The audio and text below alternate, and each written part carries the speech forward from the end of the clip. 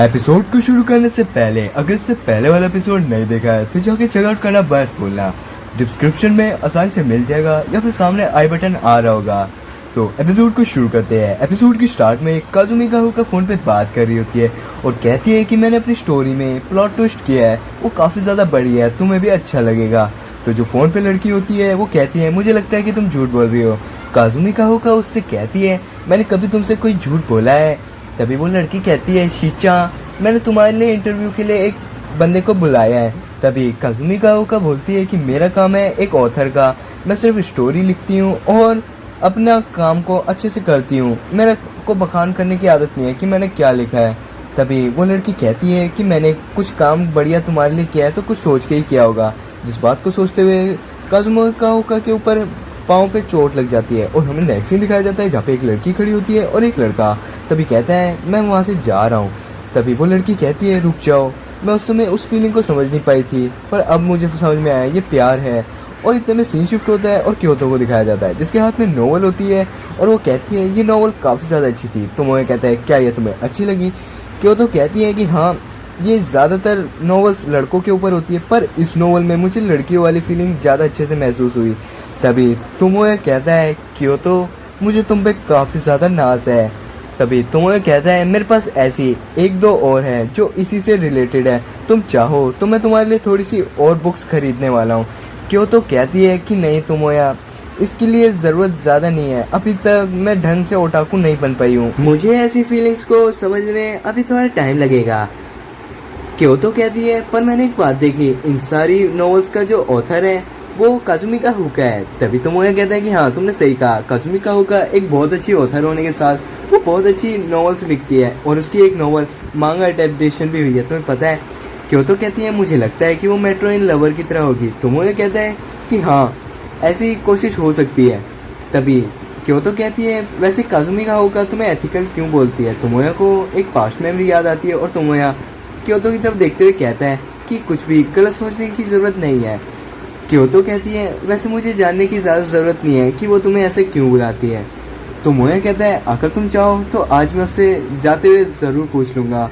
Kyoto कहती है मगर तुम्हें इसकी ज़रूरत क्यों पड़ेगी? तो मोया कहता है बस तुम समझ जाओ।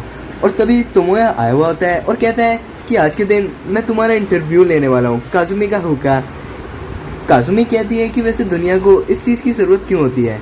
तभी सामने खड़ी हुई लड़की कहती है मैंने इसे तुम्हारे लिए बुलाया है क्योंकि तुम और किसी के सामने इंटरव्यू दोगी तो तुम शर्माने लग जाओगी या फिर तुम उससे बहस कर लोगी। तभी तुम ये बात सुन के काफ़ी ज़्यादा घबरा जाता है और तभी काजुमी का हुका खड़ी होती है और कहती है मैं सोने जा रही हूँ।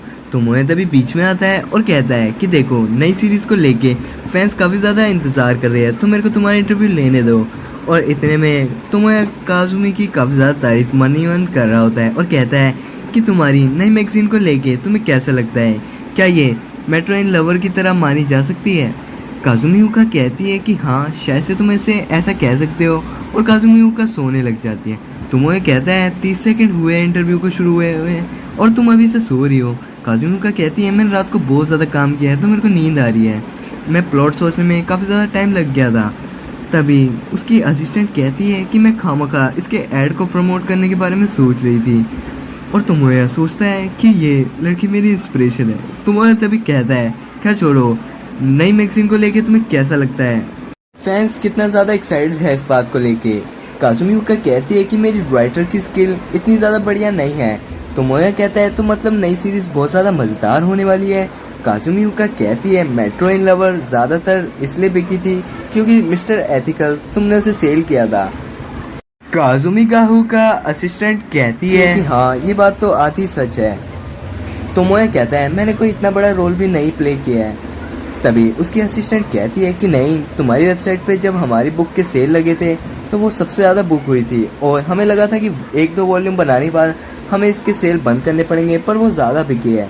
तोमोया कहता है चलो भी अब इतना बड़ा सच भी मुझे मत बताओ, ऐसी चीज़ें मैं इंटरव्यू में नहीं लिख सकता। और हमें नेक्स्ट सीन दिखाया जाता है जहाँ पे तोमोया टेबल पे बैठा हुआ होता है और कहता है क्या हम इसे जल्दी से ख़त्म नहीं कर सकते? काजुमी हुका कहती है कि तुम्हारे सवाल मेरे को बीच में रोक देते हैं। तभी तुमोया कहता है चलो फिर सही सवाल पूछते हैं जिनका तुम काफ़ी ज़्यादा आसानी से और सही जवाब दे पाओ। तभी तोमोया कहता है कि तुम्हें कैसा लगता है फैन को फॉलो देखते हुए। काजुमियुका कहती है कि उनका सपोर्ट देखते हुए मुझे लगता है कि मुझे अपनी राइटिंग पे काफ़ी ज़्यादा अच्छे से लिखना चाहिए, जिसे देख के फैंस को पहले से भी ज़्यादा अच्छापन महसूस होए।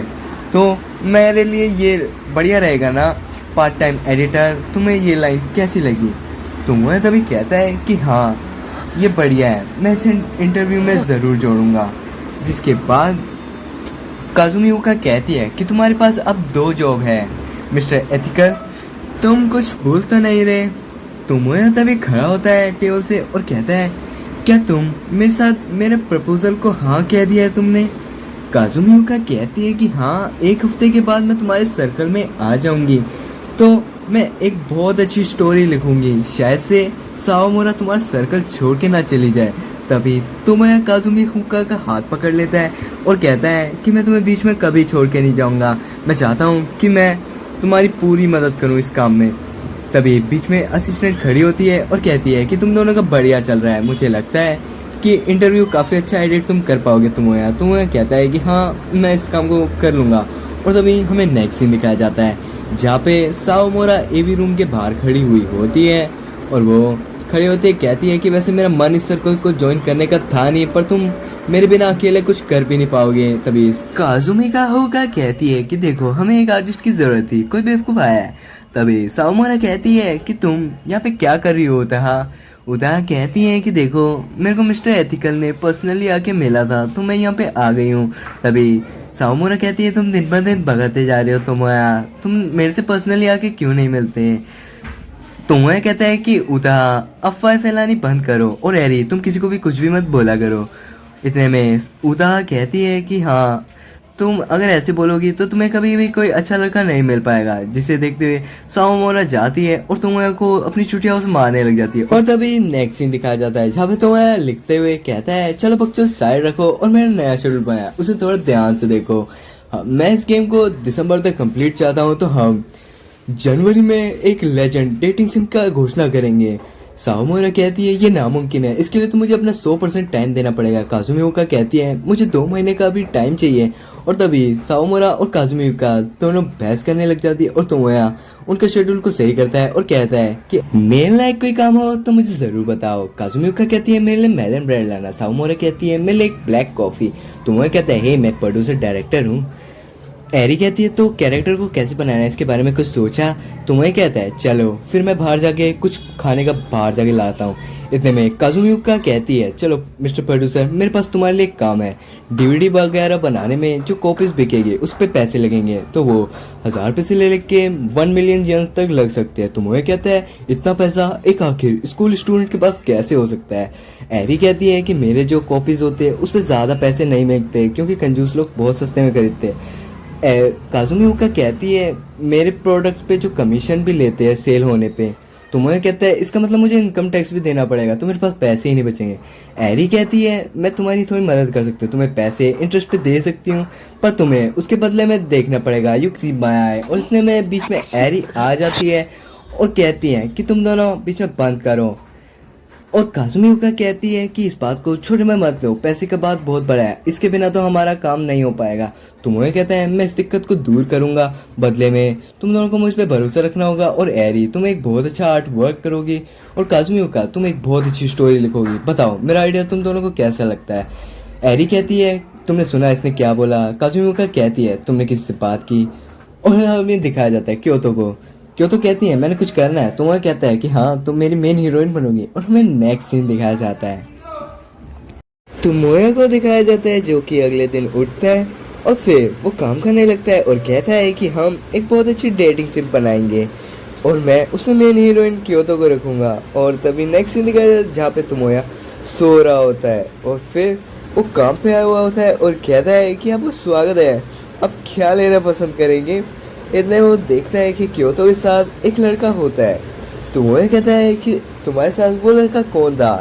क्योतो कहती है क्योची चान मेरा कज़न है, रात को घर पे कोई भी नहीं था, मॉम डैड फिल्म देखने गए थे तो हमें भूख लग रही थी, हम वहाँ पे डिनर करने के लिए आए थे, मुझे नहीं पता था तोमोया कि तुम वहाँ काम करते हो, मैं 1 महीने पहले भी वहाँ गई थी। तोमोया कहता है कि मैं तुमसे कितनी बार बोला है, तुम मेरी मेन हीरोइन हो डेटिंग सिम की, तुम्हें लोगों की धड़कनें तेज करनी चाहिए। क्यों तो कहती है कि तुम काफ़ी तेज बात कर सकते हो, मुझे इस बारे में नहीं पता था। तभी तुम्हें अपने सर को पकड़ता है और कहता है कि तुम समझ नहीं रही, जब तुम छोटी थी तुम्हारे ग्रैनी के घर पे तुम फेस्टिवल में खो गई थी तो वो तुम्हें लेके आया था। ये एक बहुत पुराने प्यार को अंजाम दे सकता है। तुम प्लीज़, मैं भीख मांगता हूँ, तुम मुझे बेवकूफ़ या ना समझ कहोगे, पर मेरी गेम जब तक पूरी कंप्लीट नहीं होती तुम्हें किसी लड़के को तो डेट नहीं करना चाहिए। क्यों तो कहती है पर हमने तो पिछले वीकेंड ही जाने का प्लान बना रखा था, हम मॉल में जाने वाले थे, मैंने प्लान बना रखा था। मैंने अपनी फ्रेंड से बोला तो वो काम कर रही थी तो वो फ्री नहीं थी, तो मैंने कोची चैन से बोला कि वो मेरे साथ चले। तो मुझे कहता है किसी के साथ शॉपिंग पे जाना ये एक डेट ही होता है। क्यों तो कहती है इसका मतलब क्योची चैन अच्छा नहीं है मेरे साथ। तो मुझे कहता है मेरा वो मतलब नहीं है, तुम्हें तो बस शॉपिंग जाना है ना, तो तुम मेरे साथ चल लेना। तभी क्यों तो कहती है ठीक है, तो फिर मैं क्योची चैन से बोल देती हूँ कि हम शॉपिंग पे जाने वाले हैं। तो मुझे कहता है कि ये बात किसी को बताना ज़रूरी है क्या, वैसे ये कोई डेट थोड़ी है, मैं तो बस तुम्हारा सामान दिलवाने में थोड़ी सी मदद कर दूंगा, इसमें कोची चैन को बताना ज़रूरी है क्या। क्यों तो कहती है पर फिर भी। एपिसोड को यहाँ तक देख लिया हो तो वीडियो देख के मजा आया हो तो चैनल को सब्सक्राइब करना मत भूलना। देखो पहली बार आई हो चैनल पे तो सब्सक्राइब करना तो बनता है। तो मैं चाहता हूँ अगले हफ्ते मिलेंगे।